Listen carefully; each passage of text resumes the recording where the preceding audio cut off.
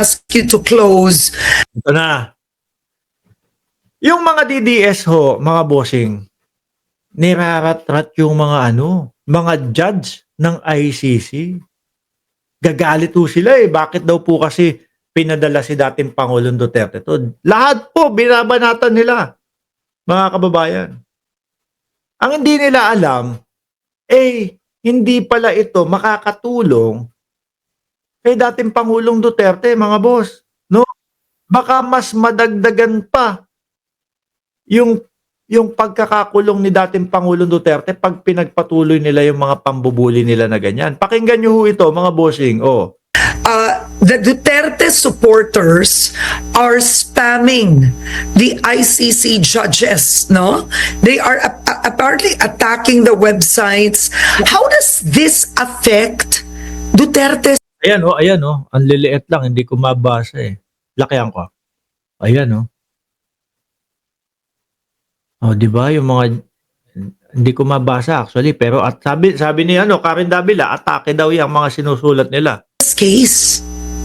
Well, one, it tells the ICC we need to take jurisdiction, we need to take cognizance of this case because if we throw back this case to the Philippines, magkakagulo.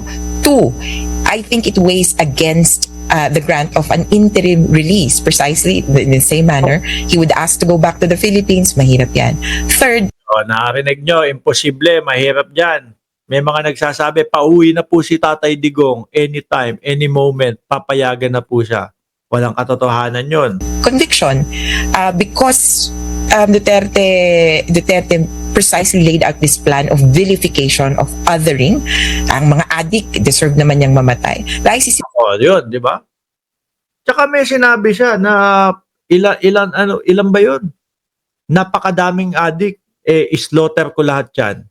Parang may nasabi siyang ganun. will see that this philosophy has really latched in, and therefore this is part of the system.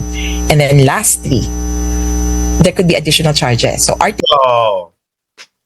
Yan ang sinasabi sa inyo, hindi nyo pinag-iisipan yung mga galaw ninyo No?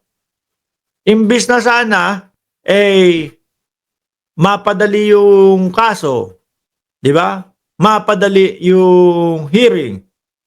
Yung ginagawa nilang pambubuli, ayan, tingnan nyo ho, baka madagdagan pa yung pagkakakulong ni dating Pangulong Duterte. Kapag napatunayan na yung mga nambubuli sa mga judge ng ICC, konektado ho sa dating Pangulo. Article 70 of the Rome Statute talks about offenses against the administration of justice.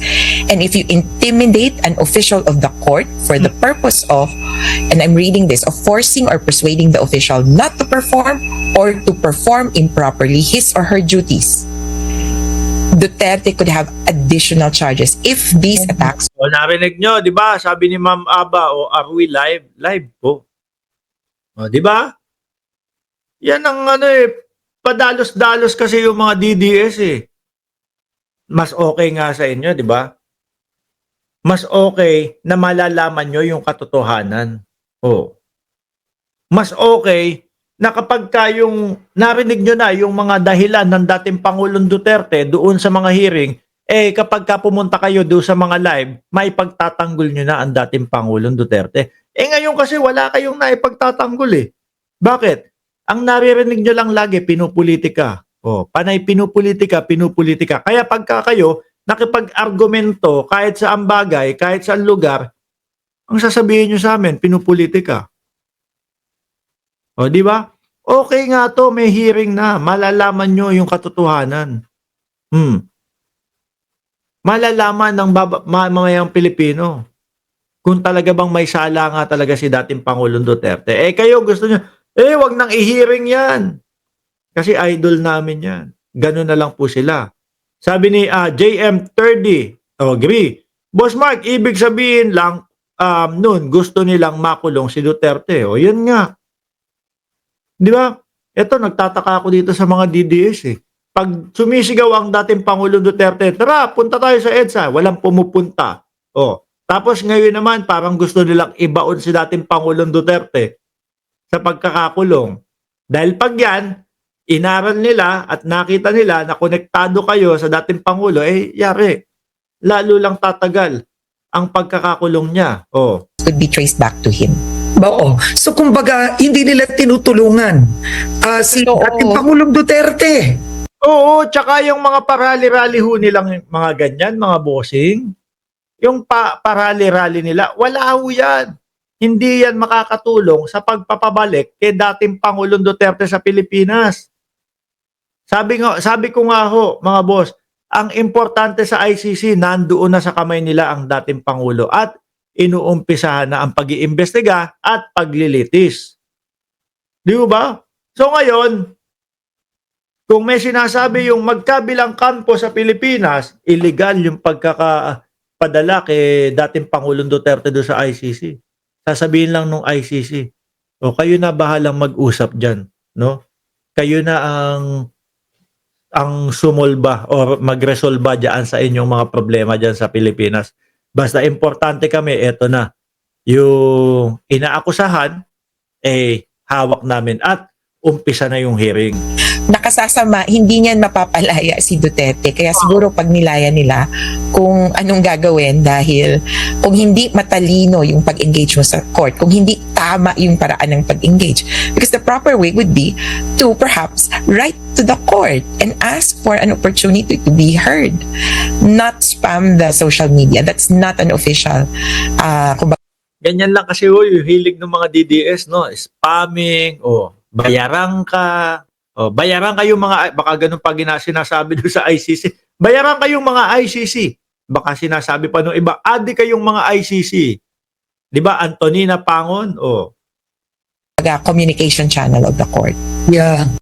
kaya tigilan nyo na yung mga paano-ano ninyo, yung mga pang-welga-welga ninyo, wala yan, no? Wala yang maitutulong. Ang i-push ninyo, mapabilis yung trial ng dating Pangulong Duterte. Yun. Yung tipo bang isang taon matapos na. Hindi yung kagaya nung 8 taon matatapos. Every 6 months, kada mag-hearing. O ang i-push ninyo, agad-agarin yung hearing. Kada buwan na. Di ba? Nang hindi nasasayang ang buhay ng Pangulo, dating Pangulo doon sa loob ng ICC kung siya man ay walang kasalanan. Kahit nagbangka siya, may entrance pa rin sa docking area.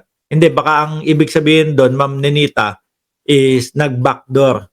Yun, hindi kailangan ng ng pasaporte. Anyway, mga boss, chipamo, sir. Isang oras na naman din po ang lumipas. 1,400 viewers. Huwag niyo pong kalimutan na mag-like, mag-subscribe, and mag-share dito sa ating channel. Ano po? Mamayang gabi naka-live tayo. Boss Mark, a simple request sa mga DDS is stop it. Let us all move on. Let the law takes its course. Kaso hindi mga mapakali ang mga DDS na yan. No? Akala nila, nakakatulong yung mga ginagawa nila. Yung pala, nababaon lalo ang dating Pangulong Duterte. So, paalam po hanggang sa